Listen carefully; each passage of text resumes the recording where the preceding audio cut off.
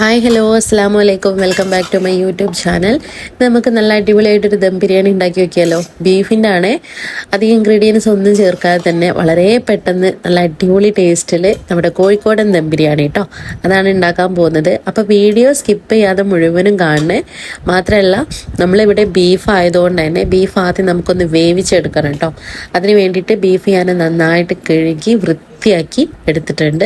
എപ്പോഴും നമ്മൾ ബീഫ് എടുക്കുന്ന സമയത്ത് എല്ലാം നെയ്യൊക്കെ കൂടിയിട്ടുള്ള ബീഫ് എടുക്കുക. നമ്മൾ പൊരിക്കാൻ മാത്രമേ ബീഫ് നല്ല ഇറച്ചി കഷ്ണം എടുക്കാൻ പാടുള്ളൂ കേട്ടോ. കറി വെക്കാനായാലും നമ്മുടെ ഇതുപോലെ ബിരിയാണിക്കൊക്കെ ആയാലും എല്ലാം നെയ്യൊക്കെ കൂടിയിട്ടുള്ള ബീഫ് എടുക്കുക. അതാവുമ്പോൾ പ്രത്യേക ഒരു ടേസ്റ്റും നല്ലൊരു സോഫ്റ്റ്നെസ്സും ഉണ്ടാവും. അപ്പം ഞാനിവിടെ വൃത്തിയാക്കി കുറച്ചധികം വലുപ്പത്തിൽ കഷ്ണങ്ങളാക്കി മുറിച്ചെടുത്തിട്ടുണ്ട്.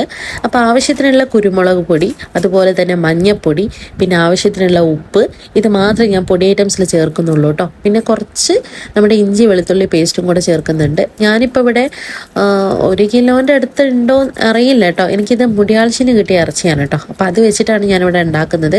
അപ്പോൾ അതിലേക്ക് ആവശ്യമായിട്ടുള്ള ഒരു അളവാണ് ഞാൻ പറഞ്ഞിട്ടുള്ളത്. അപ്പോൾ അതൊക്കെ നന്നായിട്ട് ഞാൻ തിരുമ്മി കുഴച്ച് ഒട്ടും വെള്ളം ചേർക്കാതെ ഞാൻ കുക്കറിൽ വെച്ച് വേവിച്ചെടുക്കുകയാണ്.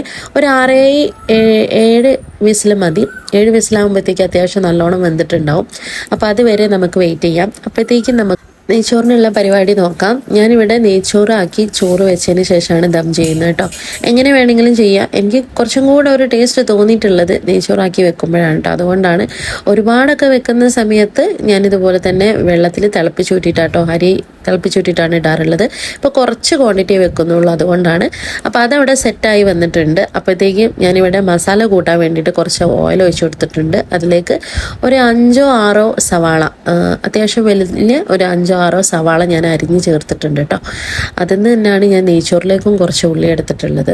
അപ്പോൾ അതിൽ നിന്ന് ഒരു 5 സവാള മതി. 5 സവാള നന്നായിട്ട് നൈസാക്കി അരിഞ്ഞത് ഞാൻ ആ ഓയിലേക്ക് ചേർത്തെടുത്തിട്ടുണ്ട്. ഇത് നന്നായിട്ടൊന്ന് വറുത്ത് വരുന്ന വിധത്തിൽ നമുക്കൊന്ന് വഴറ്റിയെടുക്കാം. ഒരുപാടങ്ങ് മൊരിയിക്കേണ്ട, എന്നാലും ജസ്റ്റ് ഒന്ന് നല്ലൊരു ബ്രൗണിഷ് കളർ ആവുന്നത് വരെ നമുക്കത് നല്ലോണം വാട്ടിയെടുക്കാം കേട്ടോ. ഇനി ഇതിലേക്ക് നമുക്ക് തക്കാളി ചേർത്ത് കൊടുക്കാം. ഒരു 4 തക്കാളി വലിയൊരു 4 തക്കാളി ചെറുതാക്കി അരിഞ്ഞതാണ് ചേർത്ത് കൊടുക്കുന്നത്. നീളത്തിലാണ് കേട്ടോ അരിഞ്ഞത്. നമ്മൾ ഈ ബിരിയാണിക്ക് അരിയുന്നത് പ്രത്യേകം നമ്മൾ ശ്രദ്ധിക്കണം. ഇങ്ങനെ ക്യൂബായിട്ട് ഒക്കെ ചെറുതാക്കി ഒന്ന് അരിഞ്ഞിട്ട് കൊടുത്താൽ അത്ര അങ്ങനെ തോന്നുന്നു കേട്ടോ, വലിയ ടേസ്റ്റ് ഒന്നും ഉണ്ടാവില്ല എന്ന് തോന്നും. അങ്ങനെ ഒരിതുണ്ട്. അപ്പോഴത്തേക്കും നമുക്ക് നമ്മുടെ ബീഫ് അവിടെ വെന്തിട്ടുണ്ട്. ബീഫ് റെഡി ആയിട്ടുണ്ട് കേട്ടോ. അത്യാവശ്യം നല്ലോണം വെന്ത് കിട്ടിയിട്ടുണ്ട്. മാത്രമല്ല കുറച്ച് വെള്ളമുണ്ട്. ആ വെള്ളമൊന്നും കളയരുതേ, അതുപോലെ തന്നെ അങ്ങനെ അവിടെ വെക്കുക. അത് നമുക്ക് മസാലയൊക്കെ ചേർത്ത് കൊടുക്കാനുള്ളതാണ്. അപ്പോൾ തക്കാളിയൊക്കെ ഇട്ട് അത് വഴണ്ട് വരുന്ന സമയത്ത് നമുക്കതിലേക്ക് ഇഞ്ചി വെളുത്തുള്ളി പച്ചമുളക് ഇതൊന്ന് അടിച്ച് വെച്ചത്, ക്രഷ് ചെയ്ത് വെച്ചതാണ് കേട്ടോ. ഈ ഉള്ളി ചേർത്തിട്ട് ഇഞ്ചി വെളുത്തുള്ളി ഞാൻ ചേർക്കാറില്ല, വേറെ ഒന്നും കൊണ്ടല്ല, ഒരു സ്മെല്ലിന് കുറച്ച് വ്യത്യാസം ഉണ്ടാവും, അതുകൊണ്ടാണ്. അപ്പോൾ ഈ തക്കാളിയും പച്ചമുളക് വെളുത്തുള്ളി ഇഞ്ചി ഇതൊക്കെ ഒന്ന് വഴണ്ട് വരുന്ന സമയത്ത് നമുക്ക് മല്ലിയില പുതിനയില അരിഞ്ഞ് വെച്ചത് ചേർത്ത് കൊടുക്കാം. ഒരു 2 പിടിയോളം മല്ലിയിലും പുതിനയിലും അരിഞ്ഞതാണ് ചേർത്ത് കൊടുക്കുന്നത് കേട്ടോ.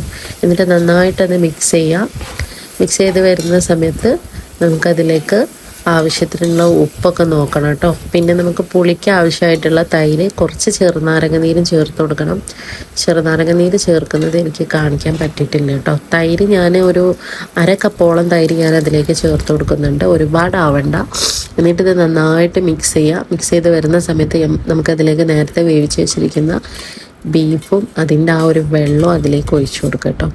വെള്ളം നമ്മൾ കളയരുത്, അതിൽ ആ മസാലയിലേക്ക് തന്നെ വെള്ളം ഒഴിച്ചു കൊടുക്കുക. എന്നിട്ട് നന്നായിട്ട് മിക്സ് ചെയ്യുക.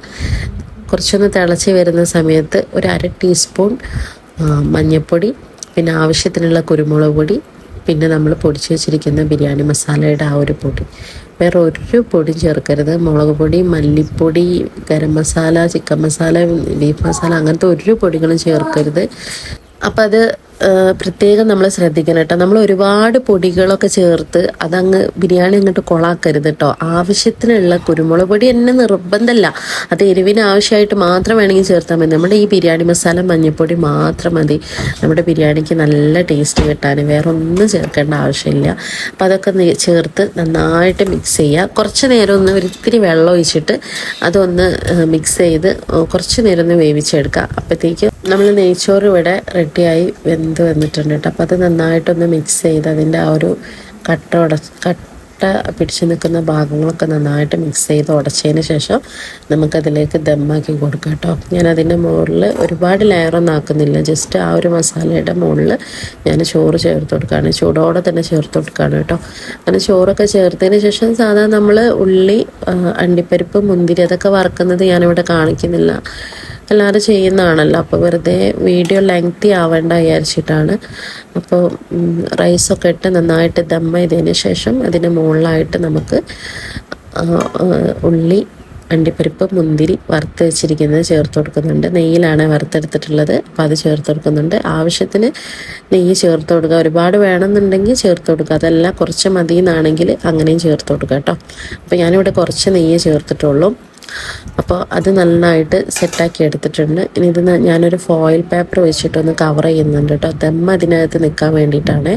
നിങ്ങൾക്ക് ഇനിയിപ്പോൾ ആവിയൊന്നും പോവാത്ത ഒരു മൂടിയാണ് ഉള്ളത് എന്നുണ്ടെങ്കിൽ അത് മതി, അതിന് മുകളിൽ എന്തെങ്കിലും ദമ്മ് വെച്ചാൽ മതി.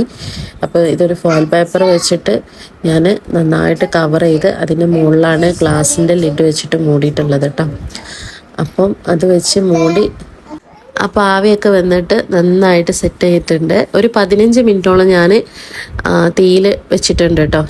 ഒരു മീഡിയം ഫ്ലെയിമിലാണ് വെച്ചിട്ടുണ്ടായിരുന്നത്. അപ്പോൾ അതിൽ വെച്ച് ആവിയൊക്കെ വന്ന് സെറ്റായതിന് ശേഷം അതിൻ്റെ ചൂടൊക്കെ ഒന്ന് കുറച്ച് ആറിയതിന് ശേഷമാണ് ഞാനിത് ഓപ്പൺ ചെയ്യുന്നത് കേട്ടോ. അപ്പോൾ നമ്മുടെ ഫോയിൽ കവറൊക്കെ നന്നായിട്ട് ചുരുങ്ങി ഉണങ്ങിയിട്ടുണ്ട്. അപ്പോൾ അതൊക്കെ എടുത്ത് മാറ്റിയപ്പോൾ നന്നായിട്ട് സ്മെല്ല് വരുന്നുണ്ട്, നല്ലൊരു മണം വരുന്നുണ്ട്. അപ്പം അതിൻ്റെ മുകളിലായിട്ട് നന്നായിട്ട് മിക്സ് ചെയ്തിട്ട് നമുക്ക് റൈസ് അങ്ങോട്ട് മാറ്റി കൊടുക്കാം. റൈസ് മാറ്റുമ്പോൾ ഒക്കെ നല്ല സ്മെല്ലുണ്ട് കേട്ടോ. ഈ ഒരു സമയത്ത് വേണമെങ്കിൽ നിങ്ങൾക്ക് RKG പോലുള്ള നല്ല നെയ്യൊക്കെ വേണമെങ്കിൽ കുറച്ചൊന്ന് ചേർത്ത് കൊടുക്കാം കേട്ടോ.